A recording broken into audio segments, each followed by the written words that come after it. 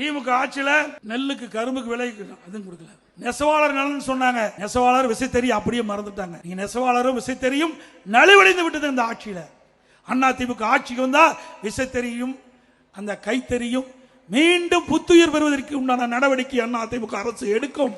அவளுக்கு பஸ் வீடுகள் கட்டி கொடுக்கப்படும். அதே போல அனைத்து இந்திய அண்ணா திராவிட முன்னேற்ற கழக ஆட்சிக்கு வந்த உடனே இந்த கிராமத்திலிருந்து நகர வரை வீடு இல்லாத ஏழை மக்களுக்கு அண்ணா திமுக ஆட்சியிலே நிலம் இல்லை என்றாலும் அண்ணா திமுக ஆட்சியை நிலம் வாங்கி அற்புதமான கான்கிரீட் வீடு கட்டி கொடுக்கப்படும்.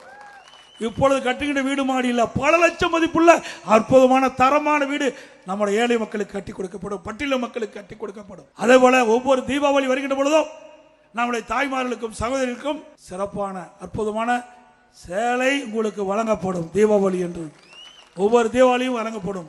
அதனால பொங்கலுக்கு இந்த அரசாங்கம் வந்த பிறகு தரமான சேலை வேஷ்டி வழங்கவில்லை. அண்ணா திமுக ஆட்சி வளர்ந்த பிறகு தரமான வேஷ்டி சேலை நம்முடைய ஏழை மக்களுக்கு தைப்பொங்கல் போது வழங்கப்படும்.